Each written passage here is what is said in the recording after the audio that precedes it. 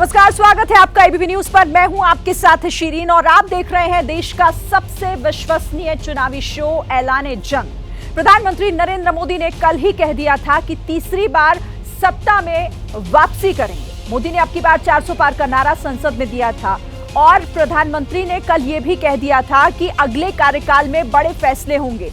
और अब आज एबीपी न्यूज देश को ये बताने जा रहा है कि मोदी का पहला बड़ा फैसला अगले कार्यकाल में क्या हो सकता है। देखिए, आज उत्तराखंड से उस बड़े फैसले का ट्रेलर सामने आ गया। जी हां, बात हो रही है यूसीसी की। उत्तराखंड में यूसीसी बिल सदन में पेश कर दिया गया है। समान नागरिक संहिता उत्तराखंड विधेयक 2024 को सदन की अनुज्ञा चाहता हूँ।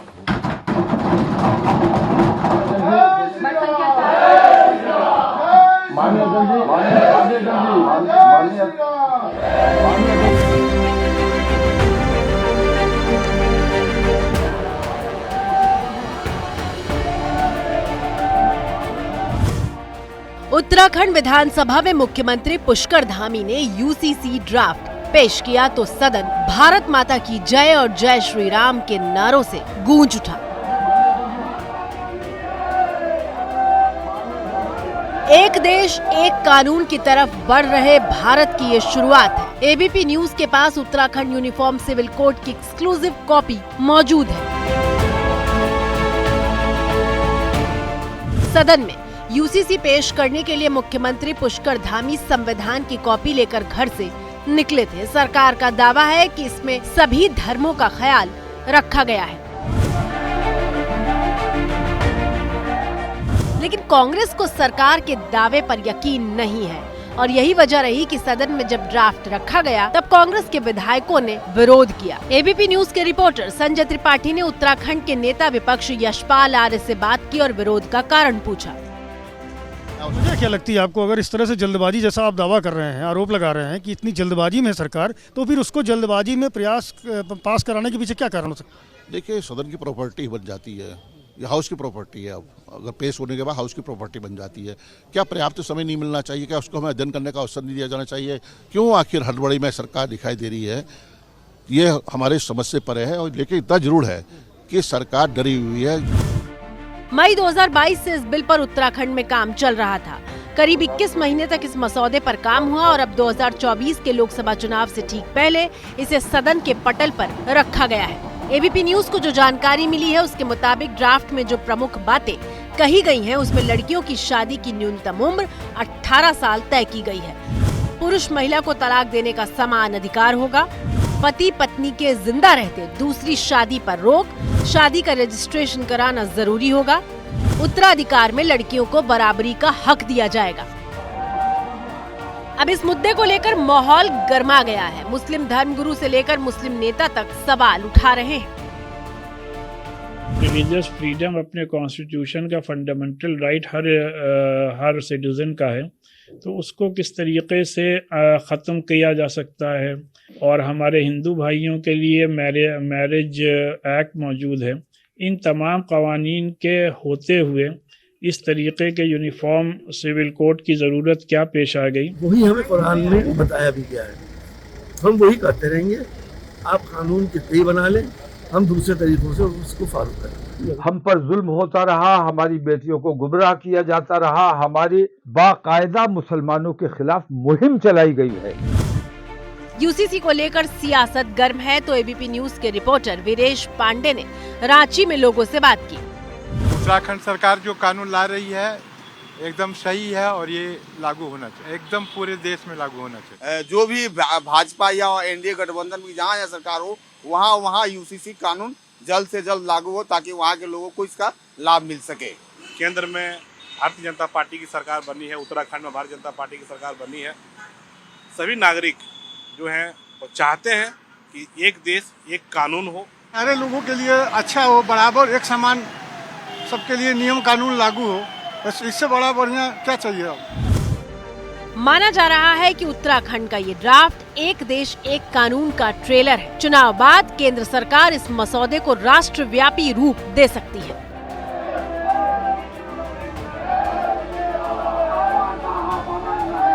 बड़ी खबर आ रही है, आपको बता दें कांग्रेस के कार्यकाल पर श्वेत पत्र लेकर आएगी मोदी सरकार। संसद में श्वेत पत्र लाएगी सरकार। कांग्रेस की आर्थिक नीतियों पर यह श्वेत पत्र लाएगी सरकार। 2004 से 2014 के कार्यकाल पर श्वेत पत्र लाया जाएगा सरकार की तरफ से। इस पर पूरी जानकारी हमारे पास क्या है, श्वेत पत्र लाने की तैयारी क्या है और क्यों है, हमारे साथ विकास जुड़ गए। विकास। जी बिल्कुल, देखिए शिरीन, ये बड़ी खबर है। कांग्रेस सरकार श्वेत पत्र लेने जा रही है। निर्मला सीतारमण ने, वित्त मंत्री ने अपने भाषण के दौरान भी इस बात का जिक्र किया था। लेकिन बड़ी खबर उसमें यह है कि 2004 से 14 के बीच देखिए बहुत सारे घोटाले हुए थे। 2G घोटाला, कोल घोटाला से लेकर CWG घोटाला, और घोटालों की बाढ़ सी आ गई थी। अब जब केंद्र में मोदी सरकार इस पर श्वेत पत्र ला रही है तो इन घोटालों की चर्चा फिर से होगी, और न केवल घोटालों की चर्चा होगी बल्कि सरकार ने किस तरह से कुप्रबंधन किया गया, घोटालों के बावजूद सरकार नहीं जागी और उसकी वजह से किस तरह से भारत आर्थिक रूप से पिछड़ता चला गया, उसकी भी चर्चा होगी। और साथ में ये भी बताया जाएगा कि किस तरह से सरकार उस समय सजग होकर अगर सकारात्मक कदम उठाती तो भारत आज कहां खड़ा होता। तो जाहिर तौर पर एक तरह से यूपीए सरकार को निशाने पर लेकर सरकार श्वेत पत्र के जरिए लोगों को 2004 से 14 के बीच जो आर्थिक कुप्रबंधन था, घोटाले थे, महंगाई थी, और कुल मिलाकर जिस तरह से अर्थव्यवस्था पटरी से उतर गई थी उसकी याद दिलाई। ठीक है, यानी आर्थिक नीतियां क्या रही, किस तरह से घोटाले हुए, इसकी जानकारी जनता के सामने रखने जा रही है सरकार। इन दिनों देश का माहौल चुनावी हो चला है। राम मंदिर और यूनिफॉर्म सिविल कोड सियासत की धुरी बने हुए हैं। लेकिन इस दौर में बीजेपी के राज्यसभा सांसद इस दौरान हरनाथ सिंह यादव ने 1991 के वर्शिप एक्ट को खत्म करने की बात कहकर विवाद का नया चैप्टर खोल दिया है। सरकार के उपासना स्थल कानून 1991 के मनमाने और असंवैधानिक प्रावधानों की ओर आपके माध्यम से सदन और सरकार का ध्यान आकर्षित करता है। दिन सोमवार, जगह देश का संसद भवन, वक्त सुबह 11:40 बीजेपी के राज्यसभा सांसद हरनाथ सिंह यादव के इस बयान के बाद एक बार फिर देश में वर्शिप एक्ट को लेकर नई बहस छिड़ गई है। दरअसल सोमवार को राज्यसभा की कार्यवाही के दौरान शून्यकाल में हरनाथ सिंह यादव ने जैसे ही वर्शिप एक्ट को खत्म करने की मांग की, वैसे ही देश की सियासी फिजा में उबाल आ गया। वर्शिप एक्ट कब और क्यों लागू हुआ, और अगर ये खत्म हुआ तो इससे क्या बदल जाएगा, इन तमाम सवालों के जवाब आपको देंगे। लेकिन पहले हरनाथ सिंह यादव को सुन लीजिए, आखिर क्यों वो इस एक्ट को खत्म करने की बात कर रहे हैं। सांप्रदायिक सद्भाव को जो क्षति पहुंच रही है, तो सांप्रदायिक और सामाजिक सद्भाव पैदा करने के लिए, देश के अंदर एकता के भाव पैदा करने के लिए इस कानून का समाप्त होना आवश्यक है। देश हित में कभी नहीं रहा, जनहित में कभी। अब आपको प्लेसेस ऑफ वर्शिप एक्ट के बारे में बताते हैं। 1991 में नरसिम्हा राव सरकार ने इस एक्ट को लागू किया। प्लेसेस ऑफ वर्शिप एक्ट कहता है 15 अगस्त 1947 से पहले अस्तित्व में आए किसी भी धर्म के पूजा स्थल को किसी दूसरे धर्म के पूजा स्थल में नहीं बदला जा सकता। अगर कोई इस एक्ट का उल्लंघन करने की कोशिश करता है तो उसे जुर्माना और 3 साल तक की जेल हो सकती है। ये कानून तब आया जब बाबरी मस्जिद और अयोध्या का मुद्दा बेहद गर्म था।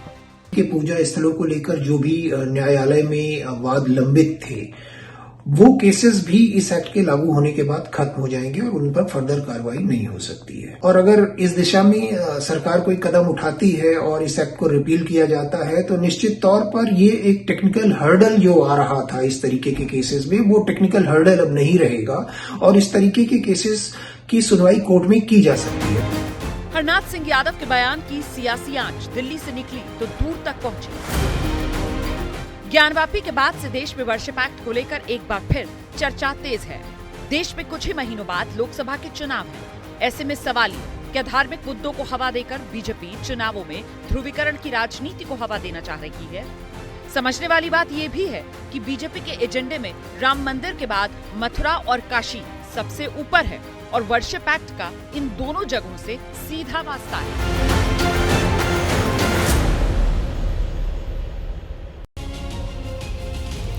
जल की जांच, आम आदमी पार्टी पर आंच। आज दिल्ली में ईडी ने अरविंद केजरीवाल से जुड़े हुए नेताओं के ठिकानों पर छापेमारी की। खास बात यह रही कि छापेमारी की जद में केजरीवाल के निजी सचिव भी आए।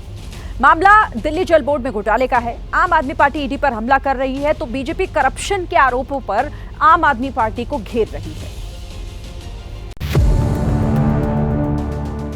पहली तस्वीर आम आदमी पार्टी के सांसद एनडी गुप्ता के घर की है। दूसरी तस्वीर दिल्ली के सीएम अरविंद केजरीवाल के निजी सचिव विभव कुमार के घर की है। ईडी की टीम ने केजरीवाल के इन दोनों करीबियों के साथ ही करीब दर्जन भर से ज्यादा जगहों पर छापेमारी की।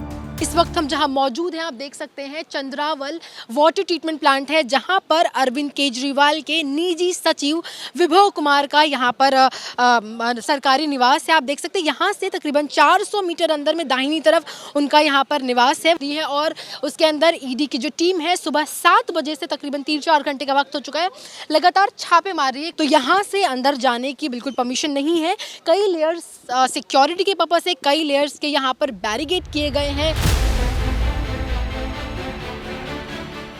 दिल्ली में ईडी की ये छापेमारी उस वक्त शुरू हुई जब आम आदमी पार्टी की तरफ से ईडी के खिलाफ प्रेस कॉन्फ्रेंस की प्लानिंग की गई थी। एक तरफ ईडी की छापेमारी चल रही थी, दूसरी तरफ आम आदमी पार्टी के नेता और दिल्ली की मंत्री आतिशी ने प्रेस कॉन्फ्रेंस कर ईडी और केंद्र सरकार पर हमला बोला। ऐसा सुनने में आ रहा है कि मुख्यमंत्री अरविंद केजरीवाल जी के पीए के घर पे रेड हो रही है और अभी खबरें आ रही हैं कि शायद आज दिन भर में आम आदमी पार्टी के कई और नेताओं के घर पर ईडी रेड करने वाली है। ये क्या प्रयास है ईडी का? मैं प्रधानमंत्री नरेंद्र मोदी जी को, भारतीय जनता पार्टी को बताना चाहती हूं कि आम आदमी पार्टी आपकी धमकियों से डरने वाली नहीं है।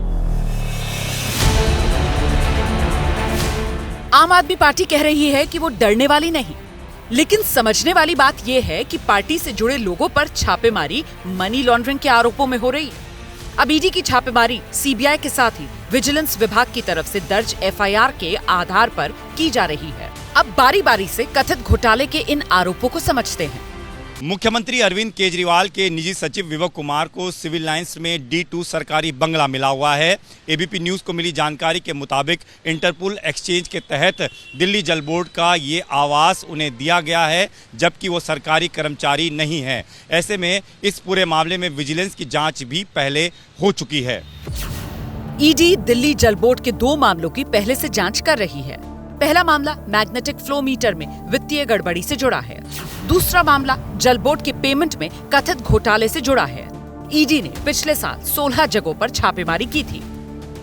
आरोप है कि दिल्ली जल बोर्ड की टेंडर प्रक्रिया में कई नियमों को ताक पर रखा गया और अनियमितता बरती गई। इलेक्ट्रोमैग्नेटिक फ्लो मीटर के इंस्टॉलेशन, सप्लाई और टेस्टिंग का टेंडर इशू किया गया। जांच में सामने आया कि टेंडर इशू करते वक्त कंपनी को फायदा पहुंचाया गया और इसकी एवज में मोटी रकम वसूली गई। फिलहाल ईडी की टीम इन मामलों की जांच कर रही है और इसी सिलसिले में ताबड़तोड़ छापेमारी की गई। हालांकि आज जब आम आदमी पार्टी के नेता प्रेस कॉन्फ्रेंस के लिए मीडिया के सामने आए तो ईडी के कामकाज पर सवाल उठाए। तो बार बार अलग अलग लोगों को डरा के, धमका के गलत स्टेटमेंट साइन कराए गए। एक विटनेस ने कहा कि उनको ये कहा गया कि अगर आप नेताओं के खिलाफ बयान नहीं दिया तो हम देखेंगे कि तुम्हारी बेटी कॉलेज कैसे जाती है। क्यों आम आदमी पार्टी को झूठे बयानों के आधार पर फंसाना चाहती है? ये बेहद संगीन है।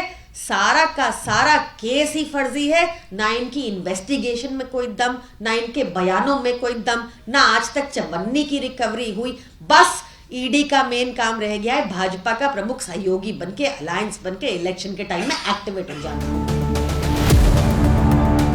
ईडी सूत्रों की माने तो आम आदमी पार्टी की नेता आतिशी ने प्रेस कॉन्फ्रेंस में जो आरोप लगाए हैं उसे ईडी ने निराधार बताया।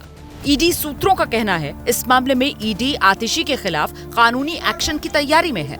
फिलहाल दिल्ली में ईडी की जांच और छापेमारी को लेकर राजनीति गर्म है। बीजेपी ने आम आदमी पार्टी को घेरा है। झूठ बोलने की भी कोई सीमा होती है आतिशी जी। ईडी की रेड हुई है वो दिल्ली जल बोर्ड में एक जो घोटाला है उसके तहत हुई है। जो उसकी गिरफ्तारियां हुई है और जो कस्टडी में है ईडी की, उसके तहत ये रेड्स आपके घर के, आपके तमाम नेताओं के घरों में हुई है। अरविंद केजरीवाल जी, ये नौटंकी और ड्रामा करना बंद कीजिए। अब आप एक्सपोज हो चुके हैं। ईडी के सवालों का जवाब दीजिए और ये ड्रामेबाजी करनी बंद कीजिए। तो आपकी करप्शन का बस एक ही जवाब है, जेल। आपके पैसे इकट्ठे किए का एक ही जवाब है, जेल। ईडी के फेर में आम आदमी पार्टी के नेता पहले से फंसे हुए हैं। मनीष सिसोदिया और संजय सिंह जैसे नेता शराब घोटाले में जेल में बंद हैं। अरविंद केजरीवाल को भी समन का सामना करना पड़ रहा है, लेकिन आम आदमी पार्टी ईडी के खिलाफ आरोपों की बौछार कर रही है। बड़ी जानकारी भी आपको बता दें, देखिए जैसे जैसे चुनाव नजदीक आ रहे हैं, देश में धार्मिक स्थलों का विवाद तूल पकड़ता जा रहा है। कोर्ट के फैसले के बाद उत्तर प्रदेश का बागपत जिला अचानक से सुर्खियों में आ गया है।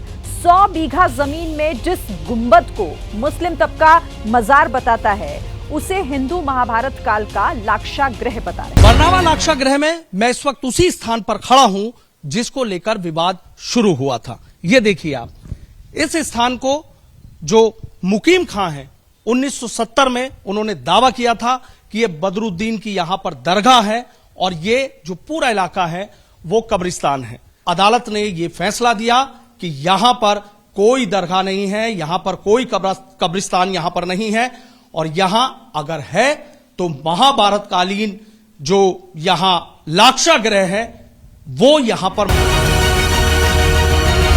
यहां ये चक्रनुमा जो चीजें बनी हुई हैं ये उसी 5000 साल पहले की होने का दावा इनकी तरफ से किया जा रहा है। हालांकि वो बात अलग है कि ये अब जीर्ण शीर्ण स्थिति में यहां पर नजर आ रही है, लेकिन अभी भी अपने में 5000 साल पुराने महाभारत का जो बरनावा में महाभारत कालीन लाक्षागृह को दरगाह और कब्रिस्तान बताने के मुस्लिम पक्ष के दावे को अदालत ने खारिज कर दिया है। सोमवार को आए इस फैसले के बाद देखिए किस तरीके से यहां पर जो सुरक्षा व्यवस्था है वो यहां लाक्षागृह पर कड़ी कर दी गई है। चप्पे चप्पे पर पुलिस का सख्त पहरा है और 1.5 सेक्शन से ज्यादा जो पीएसी है वो यहां पर तैनात की गई है। दिल पर बारूदी विस्फोट। जी हां, मध्य प्रदेश के हरदा की पटाखा फैक्ट्री में आग लग गई और आग इतनी भयानक थी कि 60 से ज्यादा लोग न सिर्फ झुलसे जख्मी हुए बल्कि अब तक 9 लोगों की जान भी जा चुकी है। ये अलग अलग तस्वीरें उस भयानक मंजर की गवाही दे रही हैं। टीवी पर तस्वीरें देखकर रोंगटे खड़े हो जा रहे हैं। सोचिए उस वक्त वहां का आलम क्या रहा होगा। बताया जा रहा है कि 25 सेकंड में सब कुछ खत्म हो गया और 25 किलोमीटर तक गूंज सुनाई दी धमाके। राहत बचाव कार्य के लिए एनडीआरएफ की टीम पहुंच चुकी है। मदद सेना की भी मांगी गई है और अब तक की जो जानकारी सामने आई है उसके मुताबिक पटाखा फैक्ट्री वैध तरीके से चल रही थी, लेकिन फैक्ट्री और गोदाम के पास में होने की वजह से तबाही बड़ी हुई। अब लापरवाही किस स्तर पर बरती गई ये तो जांच के बाद ही सामने आएगा, लेकिन सवाल यह है कि देश के दिल पर बारूदी विस्फोट की लापरवाही का जिम्मेदार आखिर कौन है।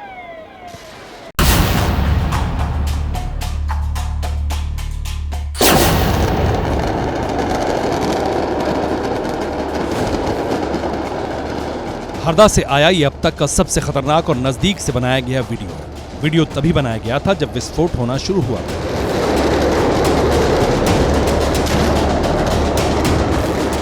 पटाखा फैक्ट्री में विस्फोट की तीव्रता का अंदाजा आप इस बात से लगा सकते हैं कि महज 25 सेकंड बाद ही करीब आधा किलोमीटर दूर तक विस्फोट के छर्रे पहुंच गए थे।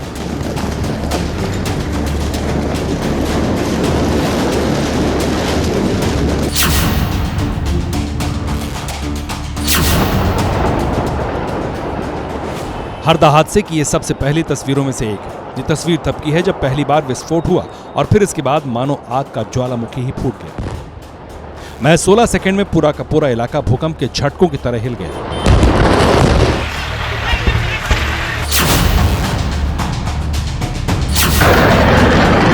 आसमान तक उठती आग की लपटें और धमाकों की आवाज के बीच दौड़ते भागते लोग। मोबाइल कैमरे में एक शख्स हरदा हादसे की तस्वीर कैद कर रहा है। वीडियो में साफ दिख रहा है कि आग का गोला ऊपर तक उठ रहा है। जिसको जो रास्ता मिल रहा है उसी तरफ जान बचाने के लिए भागता नजर आ रहा है।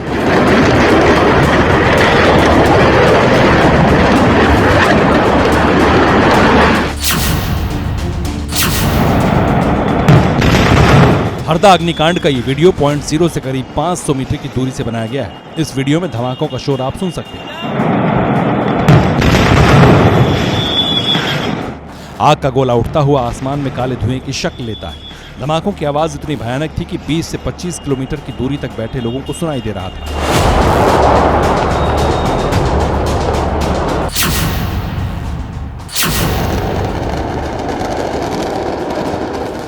दूर घर की छत से बनाया गया ये वीडियो है। आग की लपटें और पटाखों के विस्फोट का शोर देखकर लग रहा है कि पास में ही धमाके हो रहे हैं। लेकिन ये वीडियो करीब 2 किलोमीटर दूरी से बनाया गया है।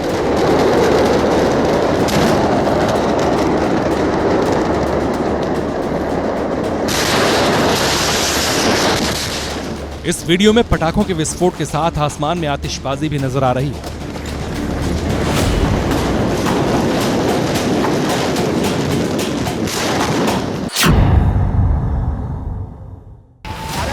इस वीडियो को देखिए, ये 0 पॉइंट की तस्वीर है जहां पटाखों में विस्फोट हुआ। उसके बेहद पास की तस्वीर है। पटाखों के विस्फोट के बाद ऐसा खतरनाक मंजर नजर आ रहा था।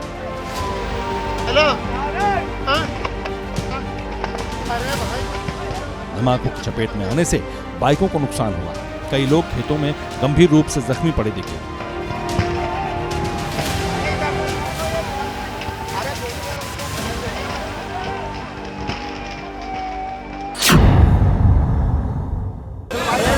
गाड़ियों में आग लगी हुई है और दमकल की मदद से आग को बुझाने की कोशिश हो रही है। पूरा आसमान धुएं के गुबार से भरा हुआ दिख रहा है। आग की लपटों से जिनकी गाड़ी बची वो हटाने में जुटे हैं। यह हरदा हादसे के 0 पॉइंट की दूसरी तस्वीर है। सुबह सुबह का वक्त था। भोपाल से करीब 150 किलोमीटर दूर हरदा के बैरागढ़ की पटाखा फैक्ट्री में आग लग गई। बताया जा रहा है कि बैरागढ़ के मगरधा रोड पर यह पटाखा फैक्ट्री चल रही थी।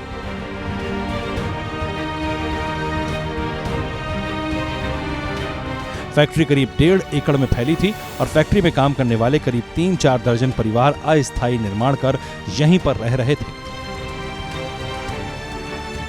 जबकि 300 लोग पटाखा बनाने के काम में लगे थे। आग कैसे लगी इसकी जांच हो रही है, लेकिन हादसे में 60 से ज्यादा लोगों के घायल होने की खबर दोपहर को ही आ गई थी। फैक्ट्री है पटाखा की, वहाँ पर सुबह विस्फोट हुआ है और अभी रेस्क्यू ऑपरेशन जारी है। अभी तक 59 लोग इंजर्ड होने की हमें सूचना मिली है और अभी कंटिन्यूअसली रेस्क्यू ऑपरेशन जारी है। सीएम मोहन यादव ने घटना के बाद हाई लेवल की मीटिंग की और प्रशासन को राहत बचाव में तेजी लाने के निर्देश दिए। हमने घोषणा की है कि जो भी घायल होगा उसका इलाज पूरा मुफ्त किया जाएगा।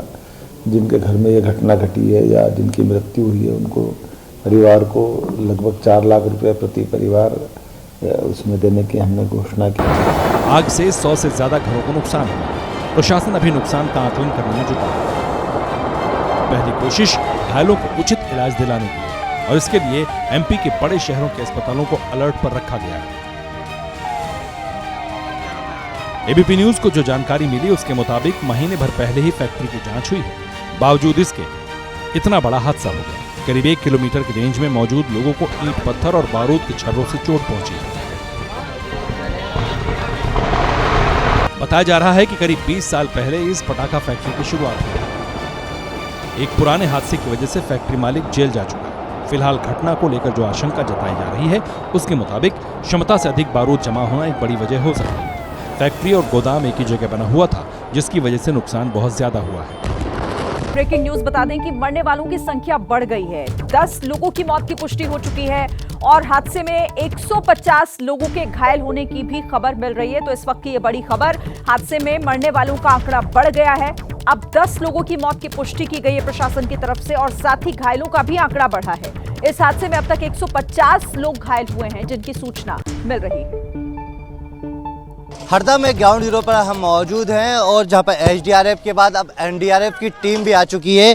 जो मलबा है उसको हटाने का काम शुरू हो चुका है। आप देख सकते हैं तमाम यहां पर जो एनडीआरएफ एसडीआरएफ है वो टीम है यहां पर काम कर रही है। अब ये मलबा धीरे धीरे हटाया जा रहा है। मलबा के हटाने के बाद वो देख रहा है, यानी कि जो गाड़ी है यहाँ पर मेटाडोर थी उसको हटा दिया। उसके बाद से यहाँ पर टिफिन मिला है, खाने का जो एक टिफिन होता है उसको इन्होंने निकाला है। यानी कि अब एसडीआरएफ एनडीआरएफ की टीम किस तरह से देखिए अब खंगाल रही है। यानी कि फिलहाल तो यहाँ पर कुछ कह नहीं सकते हैं, लेकिन आप देख सकते हैं यहाँ पर तमाम जो ये पूरा मलबा था फैक्ट्री के अंदर 2 माला ये मंजिला फैक्ट्री थी जो जिसको यहाँ पर ध्वस्त हो गया पूरी तरह से। अब यहाँ पर देखो किस तरह से निकालने का प्रयास किया जा रहा है। ये देखिए पूरी तरह से यहाँ पर ये ईंटें हटाई जा रही है।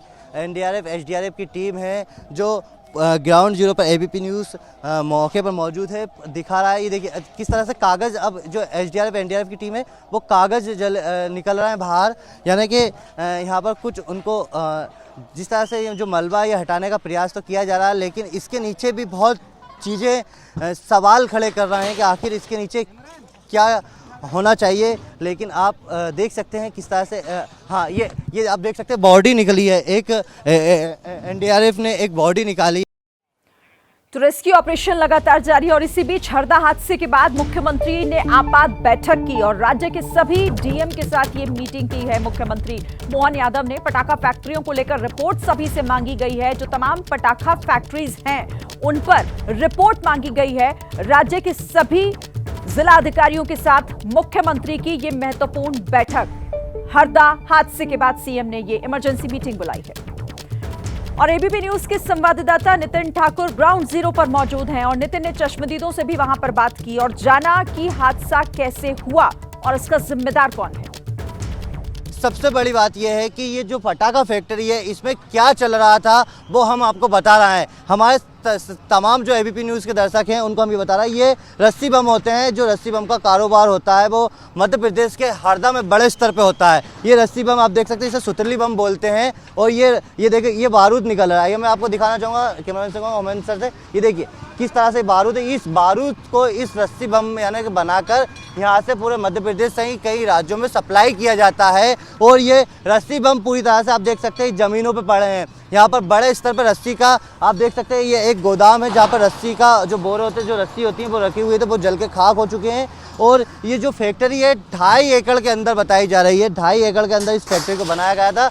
तमाम जो माले हैं वो 2-2 मंजिले माले थे और इसके अंदर तल घर भी था। शायद जो यहाँ के प्रदर्शी बता रहा है कि तल घर था, उस तल घर में भी यहाँ पर माल रखा हुआ था। और जस्ट आप देख सकते हैं ये जो फैक्ट्री है पटाखा फैक्ट्री, इन गोदामों में आग तो लगी गई है। यहाँ पर ये रस्सी बम का कारोबार किया जाता था और इसी बीच में जस्ट सामने जो माल है वो किस तरह से रख दिया जाता था वो आपके जस्ट सामने। वो पूरे मकान क्षतिग्रस्त होगा, इतना बड़ा भयानक ब्लास्टिंग हुआ। इसके बाद से यहाँ पर कई यानी कि 9 लोगों की मौत हो गई। यहाँ पर जो रहने वाले लोग हैं अग्रवाल जी, हम इनसे ही बात करेंगे। सर क्या अग्रवाल जी पूरा नाम क्या है आपका? प्रशांत अग्रवाल। अच्छा प्रशांत जी, ये बताया जा रहा है कि जो पटाखा फैक्ट्री है हरदा शहर के मध्य में है, बेरागढ़ गांव में ना जी। अच्छा वार्ड नंबर 31 में है सर। वो एकदम बहुत जम की धमाका हुआ। पहले धमाके में तो लगा कि यहाँ ठीक कोई एक पिकअप में आग लगी थी, पर सेकंड धमाका इतना भयंकर था साहब कि यानी कम से कम अगल बगल का 10-20-25 किलोमीटर का एरिया पूरा हिल चुका। लोग बिल्कुल घबरा के अपने पूरे शहर में अपने घर से बाहर आ गए। बच्चे रोने लगे, महिलाएं रोने लगी, बहुत घबराने लगी और लोगों ने ये समझा कि इस शहर में क्या हो गया। यानी एकदम फिर रेगुलर 5 धमाके हुए। इसके बाद प्रशासन का बिल्कुल जो भी है प्रशासन फुल सहयोग कर रहा है। प्रशासन ने 200-250 किलोमीटर के पूरे जितने पानी के टैंक हैं वो बुला के इस आग पे काबू पाया। प्रशासनिक आमला यहाँ पे बहुत बेहतरीन तरीके से लगा हुआ है। अच्छा, जो आसपास के रहवासी उनके पूरे मकान क्षतिग्रस्त हो गए हैं ब्लास्टिंग से? हाँ, काफ़ी क्वांटिटी में मकानों को क्षतिग्रस्त हुआ है। कुछ खेतों में फसल का नुकसान हुआ है, गाड़ियां भी चलने से लोगों को इंजरी बहुत हुई है। मकान का बहुत ज़्यादा नुकसान हुआ।